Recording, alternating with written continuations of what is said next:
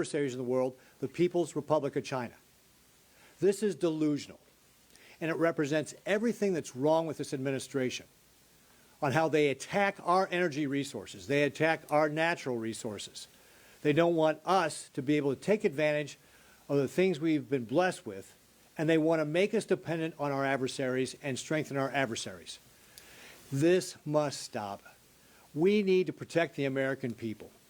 We need to protect them from our adversaries, and we need to make sure that they are not going to see this continued rise of inflation. This administration is doing everything they can to make us weak and to drive inflation. So I want to thank Senator Sullivan for all his work on this and all he's doing to help protect our national security. Thank you. Well, Joe Biden is doing everything he can to attack American energy, and we're certainly feeling it in Wyoming, just as the previous senator spoken about, and the lead member of this press conference has spoken about with regard to Alaska. The previous speaker mentioned President Biden's actions as crazy, stupid, and delusional. As an orthopedic surgeon, I would say they were boneheaded decisions by this administration. Look, to say that you cannot, they're going to prohibit oil production in, of all places, the National Petroleum Reserve in Alaska. That's like saying no more picnics in Yellowstone National Park. You know, they've tapped the Strategic Petroleum Reserve, took up almost half of it out of there. We're now at the lowest level in 40 years, and you can't replace it, you can't go after into the National Petroleum Reserve in Alaska. This is a gift to Russia, to Iran, to Venezuela, and to the OPEC cartel, and it is wrong. And tomorrow we're expecting the president to once again reject the Ambler Road project. He's going to mandate electric vehicles, but he's saying you're not going to get the minerals that you need, the key minerals here in the United States to build those vehicles. Oh, so where are we going to go? Who has control right now? China. This is a second boneheaded decision. So they block minerals, they block energy. Oh, and the EPA, what have they been advised? Prioritize climate, the religion of climate, over energy that's affordable, available, or reliable all across the board. We need American energy. We need more American minerals, not less. The administration has it completely wrong. And then today they've made a third boneheaded decision, and it has to do with the BLM. And in Wyoming, BLM stands for the Bureau of Land Management. This is an area that controls public lands, and half of the state of Wyoming is controlled by public lands, and 70% of the minerals under the land in Wyoming is controlled by and owned by the federal government. So what the federal law is doing is managing public lands not the way they're supposed to use it, which is for multiple use. We use it for agriculture, we use it for energy, we use it in Wyoming for recreation, for hunting, fishing, for grazing, all of those things. Now the federal government has decided that they are going to, for political activists, lease the public land so that then activists can lease the land and then take it into non-use. They are now describing non-use as a use for public lands. Absolutely foolish. Look, this rule is a stake aimed right at the heart of Wyoming people, Wyoming workers, the Wyoming jobs, the Wyoming minerals, Wyoming energy, all of those things. And Senator Hoeven and I have introduced a Congressional Review Act to overturn this dangerous and outrageous decision, and we're going to continue to fight Biden's administration, which is anti-American and anti-American energy. Thank you. John. 2 years ago, when Vladimir Putin invaded Russia, Europe realized it had made a dangerous, perhaps fatal mistake by depending on Russia as their sole source of energy. Over the last 2 years, what we have done with them, our friends and allies in Europe, is provide them alternatives and a diversity of energy sources that have been a lifeline to those countries. Here goes Joe Biden once again in doing an election year backflip when it comes to our commitment to help our friends and allies in Europe diversify their energy sources. Just a few months ago, he froze new liquefied natural gas projects in Texas and across the country. Liquefied natural gas, the increased use of that as opposed to coal, has reduced emissions dramatically in recent years. This is something you would think the president would welcome, And certainly our friends and allies in Europe are glad that we are producing that energy here in the United States. But because, again, President Biden wants to throw a bone to the radical left when it comes to environmental activists, he's decided that he'd rather choose them than the American people and our allies when it comes to threatening jobs and emboldening bad actors like Russia and Iran, for example, to fill the void left by our diminished exports to those to Europe and other friends and allies around the world. The Biden administration needs to end its war on American energy or risk jeopardizing our national security, our economic security, and our energy security. Lisa. Well, Dan, thank you for organizing a small group to talk about the Biden administration's impact on our national security through through energy insecurity, because that's exactly what is happening here.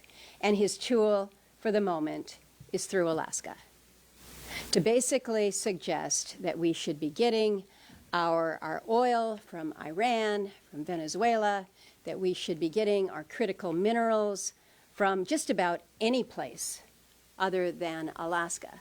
He is destabilizing our security as a nation in a way that most didn't think possible in such a short time period.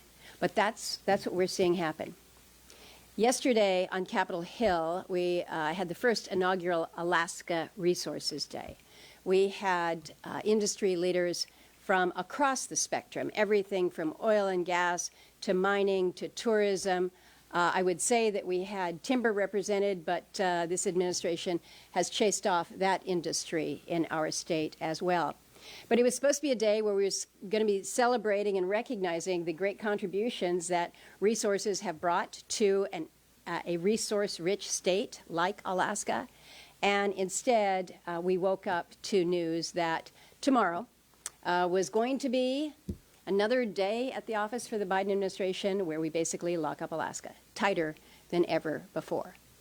And we anticipate that tomorrow, millions more acres will be taken offline, restricted, prohibited for development within the National Petroleum Reserve.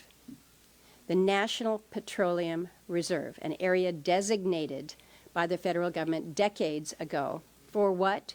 For petroleum resources. But no, we're going to take it offline. In addition to doing that, the administration, I don't know, maybe they just want to get all the Alaska bad news off the table in one fell day, but to basically put a nail in a Roads to Resources project that has been authorized by law, that has been underway, again, for decades through multiple administrations, but basically saying that this resource road, a gravel, private, basically a haul road, is not going to be allowed access through small parcels of federal land. So it's more than a 1-2 punch to Alaska, because when you take off access to our resources, when you say you cannot drill, you cannot produce, you cannot explore, you cannot move it, this is the energy insecurity that we're talking about, because we're still going to need the germanium, the gallium, the copper. We're still going to need the oil, but we're just not going to get it from Alaska. We're just not going to get it from the United States. We'd rather take it from Iran, from Russia, and all the other places where they really don't care about us, and they love the fact that we're being crippled by our own administration. All right. Everybody's kind of figured out these policies are insane, if you think about it. And I've been up with Lisa, to the North Slope of Alaska. Thanks to you and Dan for your leadership on this issue. We went to Prudhoe Bay, we went to Kaparik, we went to Alpine, do I have this right? Yep. And we went to the Section 1002, which is referred to as ANWR. And the rich resources that Alaska offers to meet not only America's but the world's energy needs and requirements. We happen to believe that energy security is national security. That's clearly not the view held at 1600 Pennsylvania Avenue. And if you look at the Biden administration's policies and the impact they've had on the consumer, you know, we talk a lot about inflation. One of the biggest aspects of inflation is the cost of energy. And energy costs have gone up 38.8% under the Biden administration since he took office. And the Strategic Petroleum Reserve has been depleted and decreased by 43%. Why? Because they don't want to develop all the energy that we have here that's available to us. And so when we get up and talk about these policies, we are trying to appeal to the administration on behalf of the people we represent, whose foundation and core really kind of revolves around common sense. And common sense would dictate that you wouldn't be taking 13 million acres out of supply when the world desperately needs it, and we've got 38.8% increase in energy costs here in the United States. It does, this strengthens and empowers adversary countries like Russia, like Iran, like Venezuela, at the expense of the American consumer and the people in this country who are ultimately going to pay the cost for what are these misguided policies coming out of administration that seems more interested in worshiping at the altar of climate and being obsessed with having everybody drive an electric vehicle, no matter how unrealistic that is. They're going to put everybody in electric vehicles.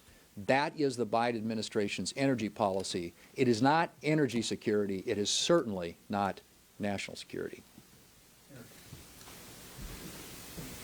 No country in the history of the world has ever declared war on its own domestic energy.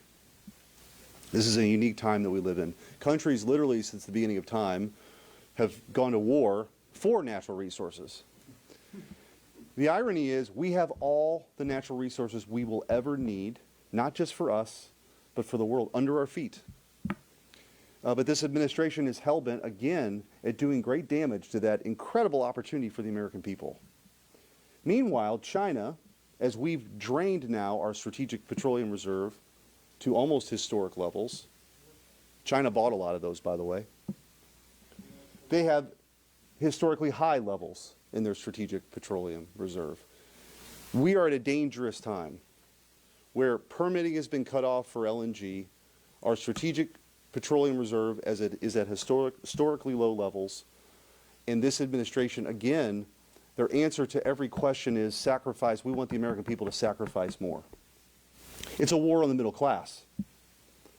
Because when they fly around on their private jets to climate conferences and pat themselves on the back, the American people suffer. The guy who's got to fill up his pickup, and it costs 40% more than just a couple years ago. They pay that price. And it is true, it's been mentioned. It's almost like a religion. It's nuts. Worshipping a sun god at an altar with now involves animal sacrifice like cows because there's too much flatulence. This is nuts. And by the way, the American people see that. They're going to have an opportunity in November to have the ultimate rebuke of this policy that sets them further and further behind as their energy costs at home to heat their homes 30% more expensive. So the working families of this country are paying the price for this disastrous policy. And again, Alaska is tip of the spear. And I'm proud to stand here with my Senate colleagues from that great state. I don't know how many Missouris you can fit in Alaska, but it's Missouri's a big state, but Alaska puts everything in perspective. But the resources we have, the critical minerals at our disposal to use, the 21st century will be defined by who wins this great power competition between us and China. And energy security is a big part of that. And the Biden administration continues to wave the white flag. All right. Well, the first thing I have to say is I just hope there's no cannibals there at the sacrifice of the sun gods. But their common sense is not very common in the White House. You know, the next story I would relate is this president turns his head when there's 300 ghost ships, Iranian ghost ships that are smuggling Russian oil to China. He lets that goes on, but he attacks small oil and gas producers in Kansas, let alone some of these larger fields going on as well.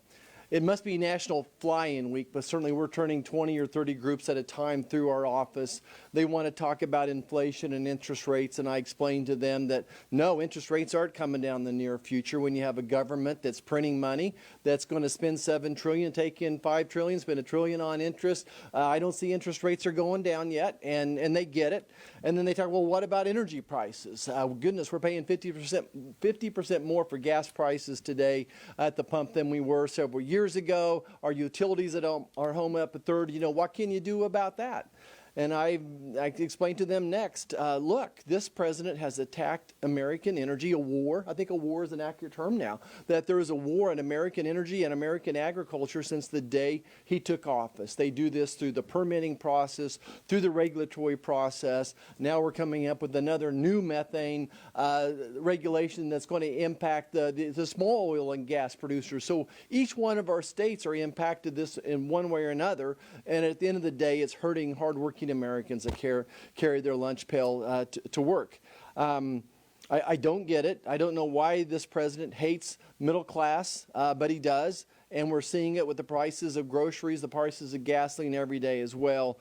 Proud to be up here with our senators from Alaska, Senator Sullivan, Senator Murkowski, and support them in their efforts as well. Drill, baby, drill. Well, thank you, Dan, for organizing this press conference. Thank you for your leadership on this critically important issue. And I want to take a minute to actually thank the reporters who came here today. You all have an important job. And I think there's nothing more important on this issue than telling your readers, telling your viewers, who are the winners and who are the losers of this policy decision from the Biden White House. The losers of this policy decision are, number one, jobs, working class Americans. This decision will kill jobs. Union members will lose their jobs. And this is indicative of a fundamental decision the Democrat Party made in the last decade. They made a choice between the jobs of union members, and union members had traditionally been Democrat supporters, and the money from California environmentalist activists. And the Democrat Party has decided they like the money more than they care about the jobs. And so Joe Biden and the Democrats are killing blue-collar jobs with these decisions. Secondly, the losers are the American consumers, the middle class.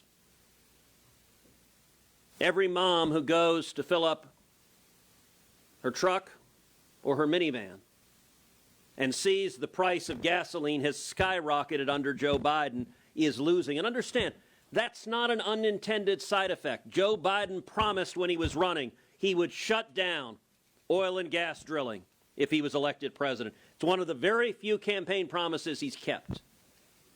But the prices that are skyrocketing at the pump are the intended effect of this decision, and it means working Americans are hurting every day. And you know who gets hurt more? Low-income Americans. Look, for the super rich, for the Bill Gates, the Mark Zuckerbergs of the world, their private jet fuel goes up, but that doesn't hurt them. But if you're a single mom who's struggling to make ends meet, and the cost of filling up your car is a bigger and bigger part of every month's budget, that hurts. That's who Joe Biden and the Democrats are hurting. They're also very directly hurting the state of Alaska. And Joe Biden and the Democrats have a deep antipathy for the glorious state of Alaska. For the record, I don't believe Dan's lies that Alaska is bigger than Texas.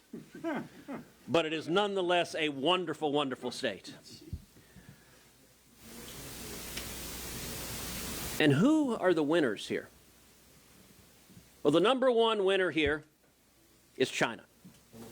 This decision benefits communist China. We're shutting down our ability to mine rare earth minerals and critical minerals, which means we're dependent on China for it. This is a gift to communist China. Who else has benefited by this? Russia. This is a gift to Vladimir Putin. Who else has benefited from this? Iran. This is a gift to Iran. Who else has benefited by this? Venezuela. This is a gift to Venezuela. All of our enemies and the policies of Biden and the Democrats. I encourage those of you in the media to explain how it is possibly rational that Joe Biden and the Democrats love oil and gas when it's produced by Iran and Venezuela and our enemies. And Joe Biden, when he came into office, refused to enforce the oil sanctions that had crippled Iran's economy, and Iran's production went from 300,000 barrels a day of exports to today over 2 million barrels a day. That is a choice from Joe Biden and the Democrats. 2 weeks ago, I forced a vote on the Senate floor to block giving more money to Iran. Every single Democrat but one voted no. I challenge you, write an argument explaining how it is coherent that oil from theocratic lunatics who want to murder us is good, but oil from America that produces jobs here in America is bad. That is nonsensical. And I'll tell you, the final loser that I didn't include in the first list, and that is the environment. You might say, well, okay, yes, we're going to lose jobs, consumers are going to get hurt, this benefits bad guys, but Mother Earth, this benefits the environment. This decision is terrible for the environment. Why? Let me ask you, are you going to stop driving to work? Is Europe going to stop needing oil or natural gas? Are we going to stop needing copper and other rare earth minerals for electric vehicles or for wind or solar? The answer is no, no, and no, which means if it doesn't come from America, where does it come from? It comes from Russia, it comes from China, it comes from Venezuela, it comes from Iran, and every one of them produce oil and gas and rare earth minerals in a much dirtier way than we do. So Joe Biden and the radicals in the Democrat Party are benefiting our enemies, hurting America, and they are hurting the environment as well. This makes no sense. But it is the direct product, unfortunately, of where we are, which is that the Democrat agenda is driven by the radical extreme. And they've forgotten about the middle. They've forgotten about common sense. They've forgotten about the middle class. They only listen to the loudest and most shrill voices in their extreme. Thank you to Senator Sullivan for pulling this together, and it's good to be here with Senator Sullivan and also Senator Murkowski. Obviously, talking about Alaska and Alaska's ability to produce needed energy for this country. As you've heard, it is about our consumers and inflation and the cost that continues to escalate when we can't produce that energy here at home. It's about small businesses across this country that are hurt by these kind of policies, and it really is about national security. And really, since the Biden administration has been, we've been talking about how the Biden administration is handcuffing our energy producers. Their policies are handcuffing our energy producers here in America. So we're talking about Alaska today, but we should be talking about all across the country, because also today the Bureau of Land Management finalized rules that set up so-called conservation easements that take 245 million acres out of production for energy development across the country. Okay, a week ago, for federal lands where they can produce, they raised lease rates, they raised bonding rates, they raised insurance requirements, they put other restrictions on. Well, who does that hit first? Well, first it hits the small businesses that are trying to produce that energy. Then it hits our consumers who have to pay more at the pump. And look what's happening across the world. We saw an amazing display a number of years ago of our military professionalism, how our men and women in uniform and our technology is better than anyone's in the world. And together we stood with Israel and we stopped missiles and unmanned aircraft and ballistic missiles, prevented them from striking into Israel and killing innocent people. It was amazing on the part of our military, not only the anti-missile defense systems, and there was a whole range of them, but also our aircraft, our naval aircraft, our Air Force aircraft, shooting these munitions out of the sky. And why were they coming? Because Iran was attacking Israel. Iran was, and where did they get the resources to do that? Where did they get the resources? They got it from energy, from selling oil. So when we don't produce that energy here at home, it's not just a national security issue for the United States. It is a national security issue for all of our allies. And that funding isn't just so Iran can conduct these attacks on innocent people. Iran funds Hamas. Iran funds Hezbollah. Iran funds the Houthis. What have we seen? Almost 150 attacks in the Red Sea and the Gulf of Aden on the part of Houthis. Where did that money come from? It came from oil sales on the part of Iran. And this bit about, oh, well, it's going to help the environment. Really? So if oil and gas is produced in Russia, in Iran, and in Venezuela, and places like that, they have the worst environmental standards. We have the best. There is no common sense to this in any way, shape, or form. And it hurts every single American every single day, and it hurts our allies as well. Jerry, thank you. Senator Sullivan, Senator Murkowski, thanks for bringing us together to talk about a crazy policy coming from the Biden administration once again. This one in significant way impacts our country in dramatic and dangerous ways. Kansas, too, is an oil and gas producing state, and I could be here on behalf of the Kansas oil and gas independent producers, and I am. We earn a living in Kansas, and we produce lots of energy from lots of sources, and that energy is creating jobs and helping families and making life better for a lot of Kansans. But it also benefits every Kansan, every American, by the energy that we produce, because it's produced here in the United States, and it's produced in a way that is more affordable than what we would have otherwise. It's also produced in the most environmentally sound way in the world. But I think this week, as we turn our focus and attention to our national security, once again, energy is a significant component about our country's future. As I say, it matters economically, but it matters for our national security, for our defense, for our country's well-being, for our country's future. And it is crazy that we would be encouraging the production of oil and natural gas outside of the United States.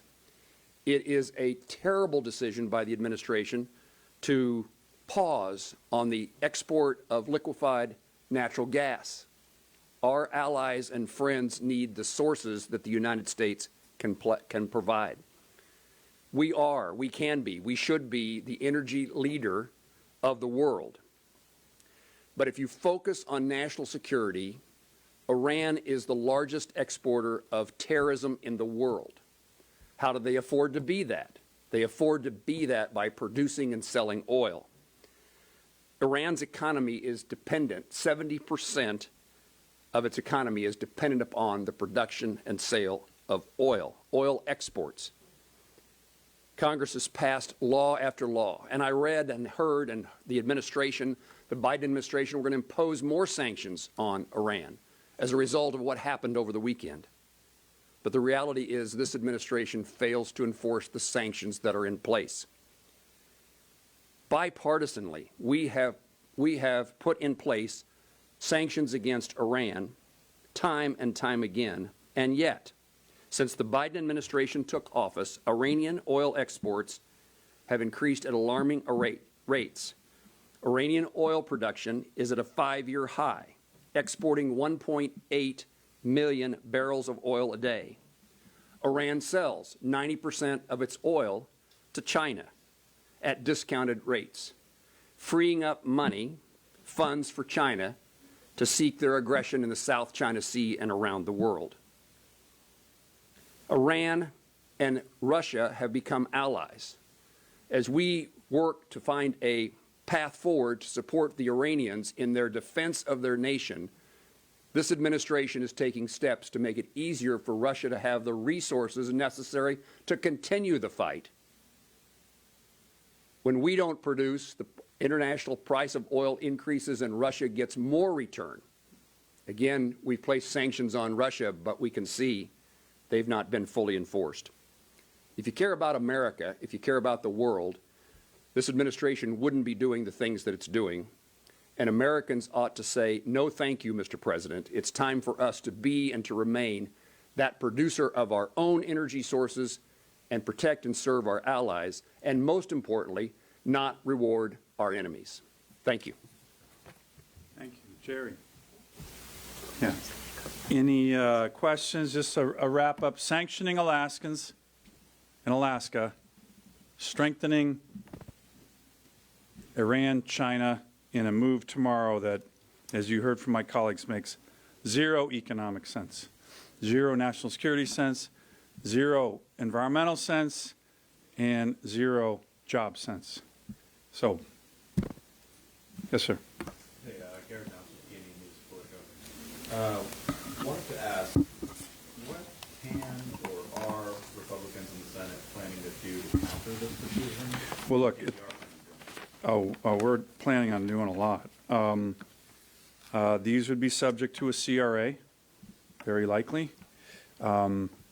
This CRA is, I think, would almost certainly pass in the Senate and the House. President would probably veto it. If there are ways in which we can work that to delay that a little bit and get the next administration, you might remember when we were able to do that with 17 Congressional Review Acts. But there's a whole host of other ways in which we can move forward. Look, the Department of Interior, there's going to be no more confirmations with regard to people coming forward in that. You have the chairman of the committee, who probably would have been fine being in this press conference, Joe Manchin, who's been a very strong supporter of Alaska energy. But, you know, part of what we're trying to do here is get the word out. When the average American sees these policies, understands these policies, the most important thing we can do is retake the Senate, retake the White House. That's going to be the ultimate revenge here. And I think when you see the president making these decisions that, again, sell out almost every interest of the United States, environmental, national security, jobs, our allies, for the far left radicals, simply because he wants to get reelected, I think it's going to have the opposite effect. One final thing here with regard to both of these decisions, they are clearly illegal. The National Petroleum Reserve of Alaska was set aside in the 20s by the Warren Harding administration for oil and gas development. It was called the Navy Petroleum Reserve of Alaska. It was changed in the 1970s. The reserve is meant for oil and gas development. The Ambler Road, there's a 1980 law called ANILCA that says the Secretary of Interior shall issue this right-of-way that they're going to reverse tomorrow. So it's lawless, and I think that the impacts on this administration's ability to win elections is going to undermine them. That's the ultimate way in which we reverse these. Yeah. What's the latest correspondence that you've had with the Biden administration on these decisions? Well, you may have seen these decisions were leaked to the press earlier in the week, and they finally decided to call Senator Murkowski and myself yesterday to give us a heads up after they had leaked both the Ambler Road decision and the NPRA decision to the press earlier in the week. That's another thing we deal with these guys. Look, guys, I don't have the handout. This is the 62nd. These two will be the 62nd, 62 executive orders and executive actions that the Biden administration has taken exclusively focused on Alaska. Exclusively focused on Alaska. There has been no state, probably in the history of the country, that has been hammered by a federal government more than we have by this administration. I handed the President of the United States this chart we call the Last Frontier Lockup in an Oval Office meeting last year, and I said, Mr. President, with all due respect, I know I'm in the Oval Office, this is wrong. This is wrong. No state should be punished the way in which you do that to my state. If you had a Republican administration that came into office and issued 62 executive orders against puny little Delaware, and Joe Biden was still a senator, he'd be doing what we're doing right now, on the Senate floor, holding press conferences, raising hell. But look, the far left radicals love to shut down Alaska, and Joe Biden is making us his sacrificial lamb so he can get reelected. So it's just wrong. And a lot of it's lawless, like I said. So we'll sue, and we'll probably win, but, you know, that'll take 3 to 5 years. Well, the state of Alaska is certainly going to sue on these things. And they know that, right? They know that. Again, I could give you the law. The ANILCA law says the secretary shall issue a right-of-way. This is the Ambler Road. And it's not subject to judicial review, meaning like this was a great Ted Stevens provision, very airtight, that they have to do this. And they're looking at us and saying, we're not going to do it because our radical far left environmental allies don't want us to. But think about this, again, just stepping back. Think about what this does with our ability to produce critical minerals and rare earth elements for America when we need them so bad. They are sacrificing all of that at the altar of appeasing far left radicals. Last question I have for you is, what would you say to your constituents back home over this decision? We're going to keep fighting. We're going to keep fighting. And of course, Alaskans know how badly this harms our state, particularly, as I mentioned, the Alaska Native people. This administration talks about, hey, we want to focus on indigenous communities, people of color. There's a giant asterisk by that. And by the way, I said this to the White House yesterday when they called me, except if you're an Alaska Native. Then it's like, we're coming after you to screw you. They do it on every decision. This NPRA decision, the entire leadership of the North Slope Borough, the tribes in the North Slope, the Alaska Native corporations are opposed to this NPRA rule. They have come down here 8 different times. 8 different times. They've traveled 4,000 miles to meet with Secretary Holland. You know how many times she's met with them? 0. 0. I hope you guys write that. 0. And these guys talk about they care about indigenous people, not the indigenous people from my state, I can tell you that. Yep. One last thing. You guys have some must-pass bills coming up, bills that will likely pass, big bills. Any chance you would consider or think you could put a rider on one of those? Well, we're looking at all options, right? Now, let me give you another example of what's going on right now. The Francis Scott Bridge, right, that everybody now wants to rebuild real quick, all federal dollars, and we can't build a road to the Ambler Mining District. I mean, these are the kind of things that there's such a double standard here. So we're looking at all different options, but it's an important question, and it's different elements of strategy.